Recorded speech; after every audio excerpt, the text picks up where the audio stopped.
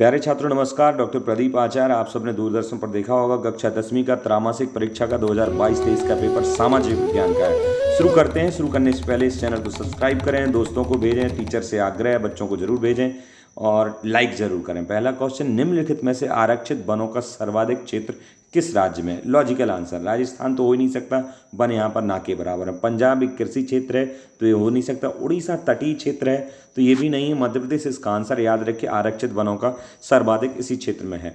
Metternich chancellor कहाँ का था? तो जर्मनी का था, इटली का था, इंग्लैंड का था, ऑस्ट्रिया का था।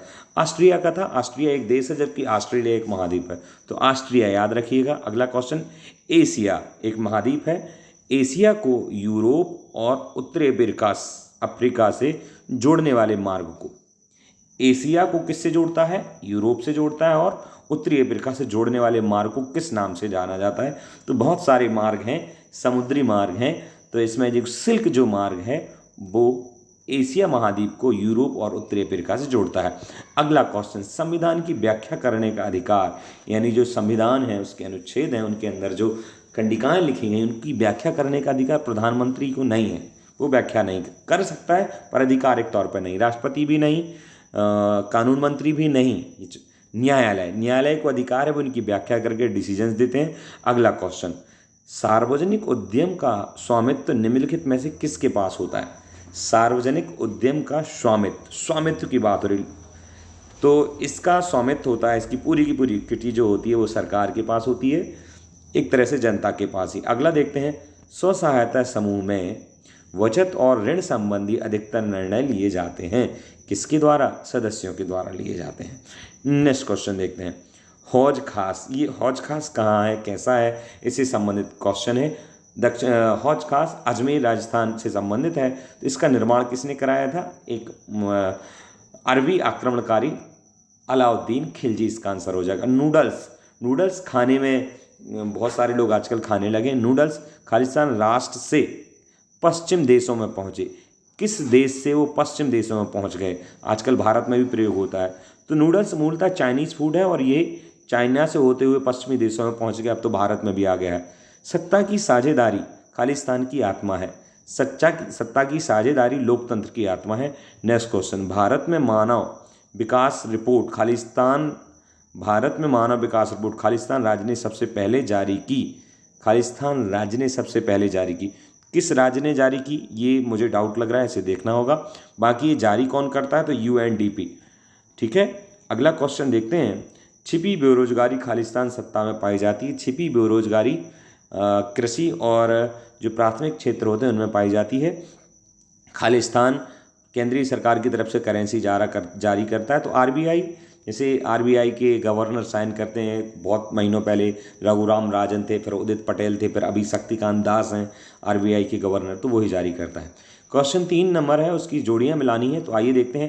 पहली जोड़ी, सबसे कम साक्षरता वाला राज्य, तो राज्य 2 हैं, उत्तराखंड और बिहार, तो इसका आंसर हो जाएगा सबसे कम साक्षरता वाला राज्य बिहार। एकात्मक शासन व्यवस्था ये कहाँ होती है? तो एकात्मक शासन व्यवस्था ये श्रीलंका में है। अगला क्वेश्चन देखते हैं, ब्रुसेल्स की जोड़ी बेल्जियम। ठीक है, बिल्कुल सरल है। तो रूल एक्ट 1919 में आया था, ध्यान रखिएगा 1919 में आया था। ये रूल एक्ट नाम के एक अंग्रेज थे, उनके समय एक्ट आया था कि किसी को भी गिरफ्तार किया जा सकता। तो 1919 इसी के विरोध में जलियांवाला हत्याकांड हुआ था। विरोध में लोग इकट्ठे हुए थे तो जलियांवाला हत्याकांड हुआ। यंग यूरोप से क्या मतलब है? ये 1883 की बात है। टेहरी बांध ये कहाँ पर है? तो टेहरी बांध उत्तराखंड में है, याद रखिएगा टेहरी बांध उत्तराखंड में है। अगले क्वेश्चन, एक शब्द में उत्तर आपको देना है। पहला ही क्वेश्चन है, टेहरी बांध में किसानों द्वारा कौन सा आंदोलन चलाया गया था? तो टेहरी बांध में बांध विरोधी आंदोलन चलाया गया था। टेहरी बांध के विरोध में ही कि ये बांध नहीं बंधे, ये आंदोलन चलाया गया। दूसरा क्वेश्चन, जैसलमेर के खादिन और जोहड़ किस क्षेत्र से संबंधित है? पहली बात तो ये समझे क्या है खादिन और जोहड़। तो खादिन और जोहड़ जल को, क्योंकि जैसलमेर एक रेगिस्तान का इलाका है जहाँ बरसात बहुत कम होती है, तो यहाँ पर जल को इकट्ठा किया जाता है। तो खादिन और जोहड़ ये जल को इकट्ठी करने की ही दो एक तरह से साधन हैं।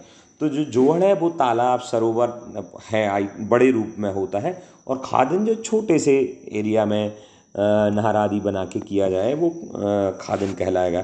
ये पानी को यानी जल को एकत्रित करने से क्षेत्र से संबंधित हैं। अगला, सिंधु सभ्यता के दौरान कौड़ियों का क्या उपयोग था? तो कौड़ी हम जानते हैं, कई बच्चे लोग खेलते भी हैं इससे। कौड़ियों का उपयोग वाइट कलर की होती हैं, इनका मनी मुद्रा के रूप में यूज होता था।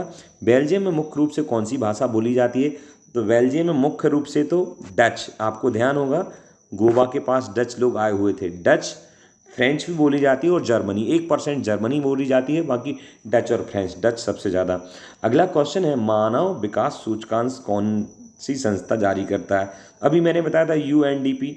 अगला देखते हैं, भारत में करेंसी कौन सा करेंसी नोट कौन जारी करता है? तो करेंसी कौन जारी करता है? तो करेंसी जारी करता है आरबीआई, जिसके अभी शक्तिकांत दास गवर्नर हैं। ठीक है। अगला क्वेश्चन जो आपको सही गलत बताना है, पहला ही क्वेश्चन है, भारतीय वन्यजीव अधिनियम 1972 में लागू हुआ था। ये बिल्कुल सही है। वीना संधि 1820 में हुई थी? नहीं, वीना संधि 1815 में हुई थी। अगला क्वेश्चन, 1859 में इंग्लैंड एमिग्रेशन एक्ट आया, ये सही है। नेक्स्ट क्वेश्चन देखते हैं, 1820 के दशक में चीन का सबसे बड़ी मात्रा में अफीम चीन को निर्यात किया जाता था। बिल्कुल, 1820 के दशक में चीन को भारत से बहुत निर्यात होता था। भारत में एकात्मक शासन व्यवस्था है? नहीं है, ये श्रीलंका। अगला, देश को सर्वाधिक आय सेवा क्षेत्र से होती है, किस क्षेत्र से होती है? देश को सर्वाधिक आय सेवा क्षेत्र से होती है, क्या सही है? बिल्कुल सही है। नेक्स्ट क्वेश्चन, ये क्वेश्चन बड़े हैं, यानी 2 नंबर के हैं, तो आपको लिखनी है एक एक करके। संसाधन के अंधाधुन उपयोग से होने वाली 2 समस्याएं, संसाधनों की कमी हो रही है और एक तो दोहन हो रहा है। संसाधनों के संरक्षण के 2 उपाय, उनको नवीनीकरण करना या ऐसे संसाधनों का उपयोग करना जो एक से अधिक बार उपयोग हो सकें। कई चीज़ें आप लिख सकते हैं। मृदा अपरदन के 2 कारण, मूल तो जल बाढ़ होना, पेड़ों की कटाई होना, झूमिंग कृषि, ये बहुत सारे इसके कारण हो सकते हैं। जरूर मृदा की 2 विशेषताएं नदियों द्वारा बहाकर लाई जाती हैं और इनमें रासायनिक तत्व होते हैं जो उर्वरक होते हैं, और यह खेती के लिए सर्वोपयुक्त मृदा है। इसके बाद देखते हैं नवीनीकरण से क्या तात्पर्य है। संसाधन, नवीनीकरणीय संसाधन ऐसे संसाधन जिन्हें एक बार से अधिक बार उपयोग किया जा सकता है। अनवीनीकरण उल्टे हो जाएंगे। समाप्यता के आधारों पर संसाधनों के प्रकार, कुल मिला के आप कर सकते हैं। हाँ, ये कैनोल कॉलोनी जो है, ये जो जब हमारा भारत पाकिस्तान विभाजन हुआ तो पाकिस्तान के कुछ लोग भारत में आए और पश्चिमी पंजाब क्षेत्र आदि में उन्हें बसाया गया, तो कैनोल कॉलोनी थी। कैनोल नहर से संबंध, नहर है, नहर के आसपास इन सबको बसाया गया था। असंतुष्ट शब्द से क्या आस है? ये बड़ा कोई वो नहीं है। अगला क्वेश्चन, अमेरिकियों के मूल निवासियों के लिए कौन सी बीमारी जानलेवा साबित हुई? तो चेचक। चेचक एक बीमारी थी जो इनके जानलेवा साबित हुई। 19वीं सदी तक यूरोप में कौन सी समस्याएं आम थीं? तो ठंड अधिक होती है, तो खाद्य समस्या, ईंधन की समस्या और उद्योग आदि ध्वस्त हो गए थे, तो ये समस्याएं थी। आगे जो क्वेश्चंस हैं लॉन्ग टाइप क्वेश्चंस हैं, अगर आप चाहें तो कमेंट बॉक्स में ज़रूर लिखें, मैं उनके भी वीडियो आपको भेजूंगा। तब तक के लिए इंतज़ार करें, सब्सक्राइब करें।